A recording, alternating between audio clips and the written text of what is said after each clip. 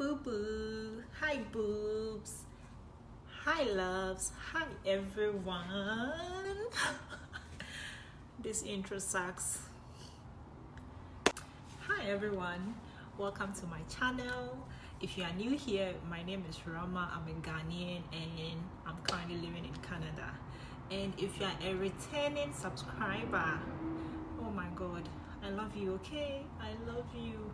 Thank you for coming back to support this channel, and thank you for watching my video so far. I hope you enjoyed it. My last video was a day in my life, sort of like a Ramadan vlog. I hope you enjoyed it. If you haven't watched, do all to go and watch. Okay, like, comment, subscribe, do all of that to support the channel. It's free. Today's video, I'm going to be sharing with you a list of questions that airport immigration officers might or will ask you when you arrive in Canada. Should I say Canada? Because I've been to the US, I've been to UK, so I will just share general questions that I was asked. There were some questions that ran through every country, you know, so stay tuned, don't go anywhere. This topic was actually a video request. Someone commented on my travel vlog, the one I was leaving Ghana to Canada. The person said that I should throw more light on my immigration process, like some of the questions that I was asked when I arrived at Canada. So I'm like, this could actually help a lot of people, because sometimes you are found wanting when you go meet an immigration officer and they're just trying to find out some things from you and you're nervous. It happens. So let's just get right into the video. So the first thing that happens when you get to the airport, when I arrived in Canada, the first thing that happened was there was a self-service machine. This word will be a problem. Self-service machine at the airport, where you had to go take your fingerprints, they will scan your passport, and then they will ask you to declare your goods. So there are some items that they are particularly interested in. So if you have those items in your luggage, you need to declare, like alcohol, agricultural products, weed, what else, fish, meat, all of those stuff you need to declare. So once you are done with that, you proceed to see an officer. That is where the questions begin. I'm not going to edit this video, so please bear with me. First thing that happens when you get to the officer is the request for your passport. I think they want to make sure that your passport is valid, or maybe they will also check your visa in there to make sure that your visa is valid, which I didn't really understand, because if the passport and the visa is not valid, how did I travel from my home country, transited and go here? But yeah, they will request for your passport. After they have inspected your passport, the next question number 2, is what's the purpose of your trip. So that is where you tell them why you are visiting Canada or UK, US. Purpose of your trip, you tell them if you're coming to school, you say you're coming to school. But in my case, I said I was visiting a family member. Okay, and then they will ask what's your relationship with a family member, and then they will proceed to ask what that family member does in Canada. So when you are visiting someone here in Canada, you need to know where they work, their address. The address is very, very, very, very important. So if you don't know their address, let them write it on a piece of paper for you. If you're going to school, make sure you know the address of your school. And yeah, so let me give you a quick story time. When I got to the immigration officer, she was like, what's the purpose of your trip? And I said, oh, I'm visiting my husband. Oh, how did you meet? Like, she was excited. I'm like, this woman is a lover girl. How did you meet? And then I was on and on and on. Then she's like, so how come you never visited him here? Then I told her, oh, I have a business back home that I'm taking care of, so I couldn't just up and leave. But now I have people who are helping me out. Then she's like, okay, now that you are here, are you sure those guys will handle your business well? And I was like, yeah. Like, she was so fun. And because we were chatting, I ended up answering most of the questions that she wanted to follow up with. Easy, because in the conversation I had touched on his work, his address, what I do, why I'm now visiting, and how long I'll be here for, where we'll go to, where we'll visit. I had touched on all those things without even knowing. So sometimes you can get a very friendly person, and it will make the whole thing like you're having a chat with someone. But then if it doesn't go that way, this is the next question that will follow. Yeah, so before we go to question number 3, sorry, I had to change positions. The sun is out and I could really use some sun kiss. So yeah, like I was saying, if you are coming as a tourist or a visitor or even as a student, make sure you have your letter of invitation with you if you're coming as a visitor. If you're coming as a tourist, make sure you have your hotel bookings on you, because they might ask. If you're coming as a student, make sure you have your admission letter and all of your documents with you. Okay, so let's go to question number 3. Question number 3 is, what do you do? I was actually asked this question when I got to the next immigration officer. Okay, they will ask, what do you do? This is where they find out if you have ties back home and that you will go back. Okay, so I told the person that I was a business owner, girl have in the building.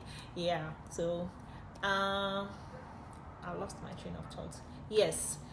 So if you're a government worker, say yeah, you work at so and so. If you work in a private firm, say you work at so and so. If you're a business owner, to say that, but then make sure that you have the documents to back whatever you are saying. For me, I had all my documents on me. I had my business registration and all of that stuff, but they never actually looked at it. Okay, so have all of those things with you, because if you meet someone who has trust issues, the person might want. Yeah, so just have all your documents with you. If you meet someone who has trust issues, they will tell you that they want to see. Okay, so just have it on you. And the 4th question I was asked is, how much money do I have on me?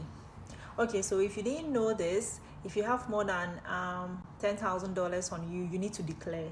Okay, so at that point, if you didn't declare it, that's a major red flag, wahala for you. Because if you're going to the US, if you're going to the UK, if you're coming to Canada and you have more than $10,000 on you, you need to declare it.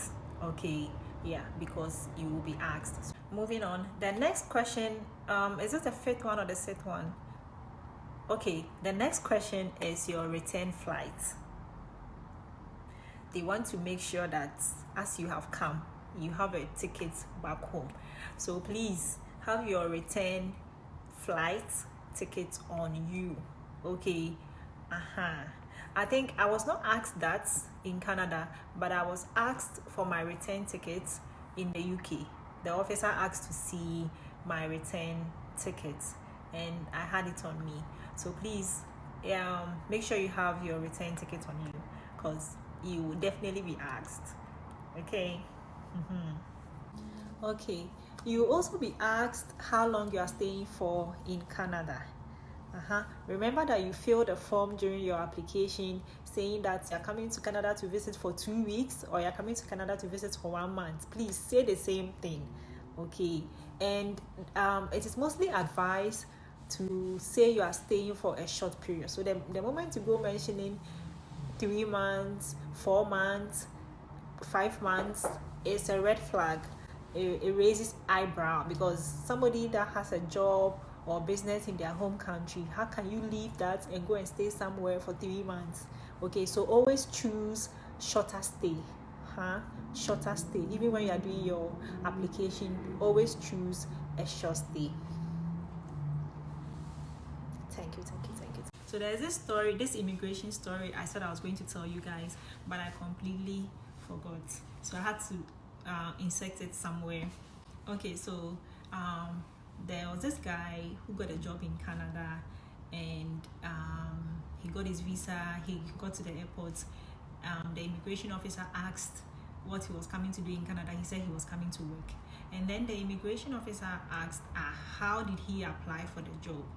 Where did he see the job advertisement? And he said Facebook, which was a lie, because he got a job through his girlfriend's dad. So apparently the girlfriend's dad owns a farm in Canada. So he's actually coming to work on the farm, like his girlfriend's dad's farm. He should have just said that, I'm coming to, my girlfriend is here. She helped me get a job through her dad. Her dad owns a farm, so I'm coming to work on the farm. But he rather lied. I don't know why he lied. Like, you see what I was saying about small lies. You don't have to lie. You got a job. You have the employment letter. You are here. Just say it as it is. So when he said that, the immigration officer said, oh, okay, may I see the job advertisement on Facebook? Can you show it to me? Open your Facebook and show it to me. Then he's there. You know, that one lie, that's one lie can destroy your whole life. The immigration officer was like, okay, open the ad, let me see on Facebook, let me see the ad. You are there. So he had to call the girl. The girl was waiting for him outside. He had to call the girl. The girl comes, and then they were trying to sort things out. I don't know how the story ended, because the person telling that's the story. And now they will question everything that you have said, because they will think that probably there are more lies somewhere. So they will have to cross-check you and all that, and you might not even get to enter into Canada. So if you not take anything out of this video, just take one advice, which is the best I can give you. Don't lie. Period. Okay, next. The next question is someone picking you up?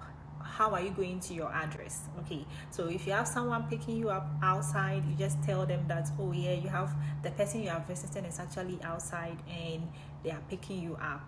Okay, yeah. So, but if you are going via Uber, to be sure to tell them that, yeah, you are going via taxi or Uber.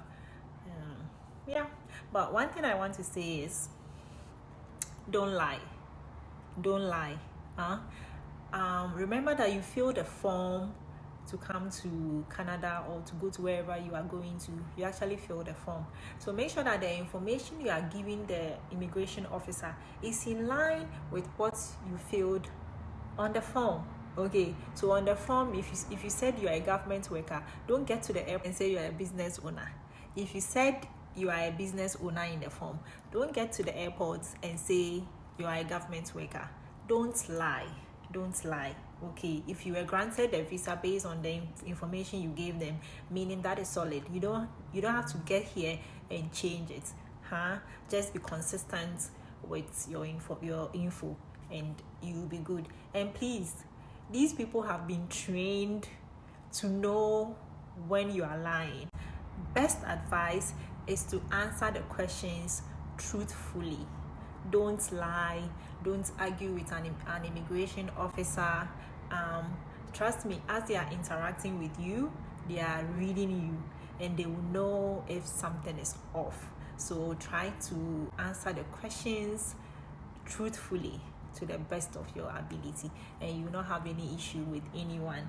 You know, it will be terrible news for your leg to touch the airport of the country you are going to, and then they will send you back because of small lies. You know, some people just want to lie for no reason. I don't even understand. You know, please, if you are such a person, when you get to the immigration officer, please log off and just be truthful. Okay, yeah, so if you enjoyed this video, if this video was helpful, yeah, so that brings me to the end of the video. Do well to hit the subscribe button. Subscribe. Are you not feeling me? Are you not enjoying yourself here? Is the information I'm sharing not helpful? Should I sing for you? Should I dance? No, tell me, because I don't understand why I will give you all this information. I mean, you watch the video to the end and you will not subscribe. Maybe I should dance. No, I'm fasting. Okay, see you in the next one. Take care. Bye.